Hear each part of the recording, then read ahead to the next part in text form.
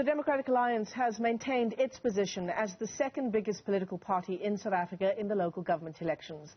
It got an outright majority in 12 municipalities, including its first in KwaZulu-Natal, but it lost its dominance in several Western Cape councils. The DA says it will not form coalitions with the ANC or the EFF. DA leader John Steenhuisen joins us now to unpack exactly what lies ahead 1 week after the municipal polls. John Steenhuisen, good morning. Thanks very much for your time on the AM report. You know, I'm hoping that this morning you'll be able to take us into your confidence insofar as these coalition talks are concerned. What are the discussions that are taking place behind closed doors? Well, Michelle, the coalition talks are focusing on forming stable governments for municipalities where there is no outright majority. I mean, it's still very early days. The parties have got 14 days from, I think it is today, to form coalitions. So we're going through this process very, very carefully. We're in talks with a number of parties. We've put coalition documents on the table, and there's been a return document submitted by various parties. And I'm sure that in the coming days we will be able to make an announcement, certainly around a number of municipalities in the Western Cape, but also in other parts of the country, where we have committed to going into coalitions to strengthen the opposition coalition, but also with a focus on stable coalitions that are going to be able to focus on delivering services for people in those communities. I mean, it's been called horse trading in some quarters. You know, what's being put on the table in terms of what the DA is looking for and what the parties you are interested in talking to can offer?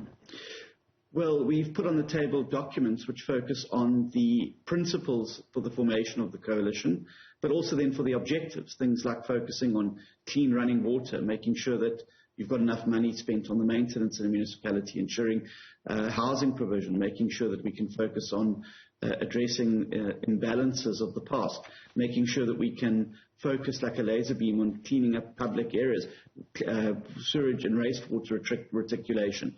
These are all the things that we would like to focus on. I wouldn't say it's horse trading. I think that implies that parties are looking for a transactional thing. What all we're looking for in these coalitions is strong, stable partners where we can have a majority so that for the next 5 years, those municipalities can focus like a laser beam on getting things right for the residents of those municipalities. And that's certainly what we will be focusing on. We won't be entering into unstable coalitions where it's not going to be able to last or go the distance. We're looking for partners who are reliable, who will be able to stick with the program for 5 years, particularly given the crisis in many local government municipalities around the country. So as far as we can see, the DA says it won't form coalitions with the ANC or with the EFF. Do those decisions still stand this morning, Mr. Steenhuisen? Yes, absolutely.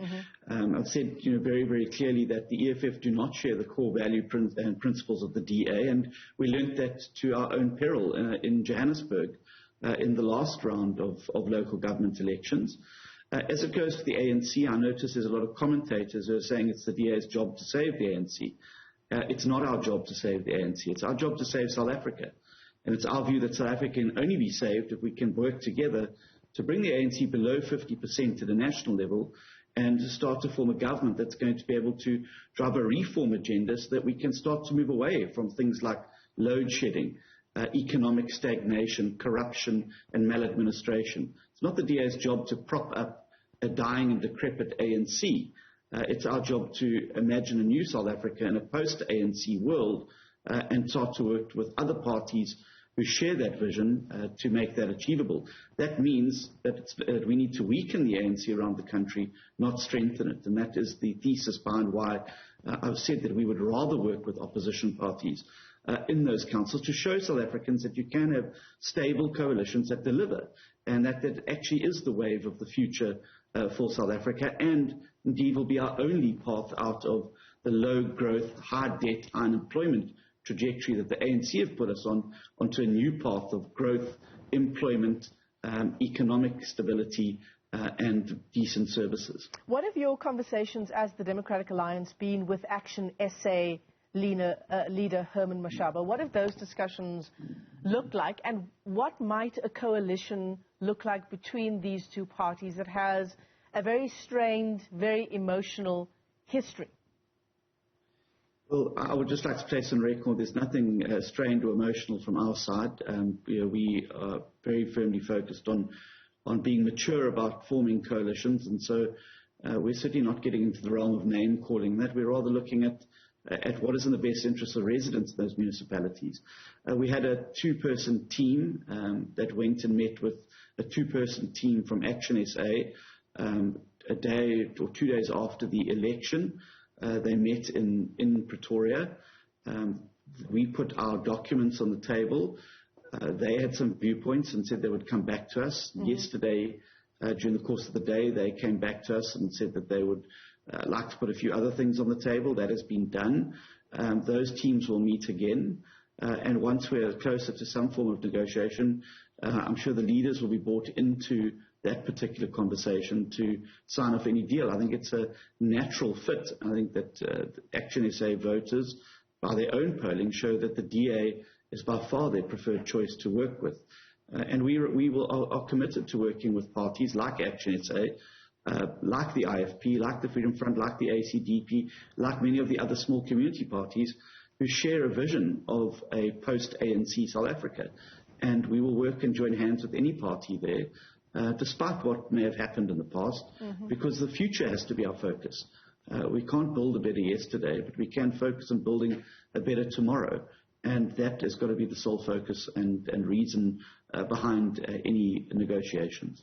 I want to talk to you about the collective executive system, because there's been so much talk around who will wear the mayoral chain in particular areas, hasn't there? But there are alternatives to the mayoral chain. The collective executive system is one thing that the Municipal Act does provide for, where power doesn't lie with in the hands of the mayor, but rather with an executive committee, because we've had in many of our metros such a bad experience of the mayoral chain, where it's very politicized. There's a lot of conflict insofar as who and which party wears the mayoral chain. Is this something that the Democratic Alliance would consider, is considering as a form of governance that focuses very heavily on service delivery? Well, let me say that I served in an executive committee system in Durban, eThekwini, for 10 years. I was on the executive committee in Durban for 4 of those 10 years. And the system does have its benefits, but it also has its drawbacks, like any system. If you have a deadlocked executive committee, for instance, you won't solve the problems that you've outlined. It would, in many cases, exacerbate them, where you have the absence of someone who can actually make a decision, and you could end up deadlocking the system. But it's up to the councils to decide themselves. The councils have to make application to the MEC, who then has power to amend the Section 12 notice in that province. It may be something that people may look at, but I think people mustn't simply think this is the panacea to solve all the problems at local government level. There are many executive committee systems in KwaZulu-Natal, which is I think the KZN and Limpopo are the only provinces that have the executive mayoral system in some municipalities. And it doesn't necessarily solve all the problems. And there have been a number of problems in executive committee-led councils as well, where there's been a deadlock. So I think that you've got to decide what is best for a particular municipality, rather than a blanket approach. And I think that it's one of the options that is available, but it certainly is no panacea to the problems facing deadlocked councils. Right. I want to get your reaction while we have you on the line, Mr. Steenhuisen, to Eskom's media briefing just yesterday. Yeah, well, I mean, I just think we've been told since 2017, when President Ramaphosa was then the deputy president, told us that in 2 years' time, Eskom's problems will be a thing of the past, and we wouldn't even know we had electricity problems. Well, we're now reached stage 4 again of rolling blackouts around the country, and it's harming our economy and really hurting our prospects of job creation and of being able to grow the South African environment. And it's very clear that the current model is not working. And what I don't understand is why government keeps trying to resuscitate a dead horse. The model is wrong. You can pour as much money as you want into it. The model is wrong. And we're going to continue with rolling blackouts until government takes seriously the plan that the DA has put on the table. We've made it available to the presidency.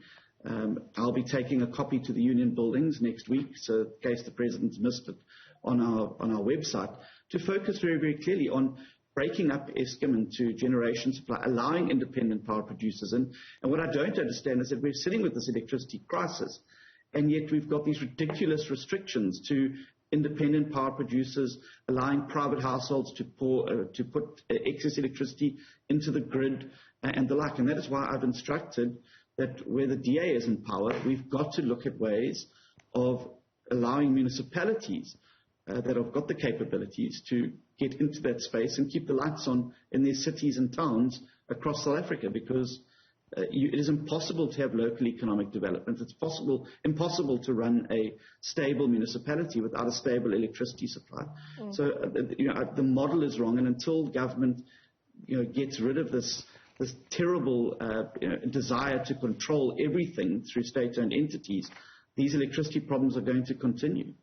There's a lot of metaphors involving dead horses insofar as our power supply is concerned at the moment. Horse trading and dead horses. There you go. Indeed. John Steenhuisen, thanks very much indeed for your time this morning on the AM Report. He's the Democratic Alliance's leader, talking all things coalitions along with other news making headlines this morning.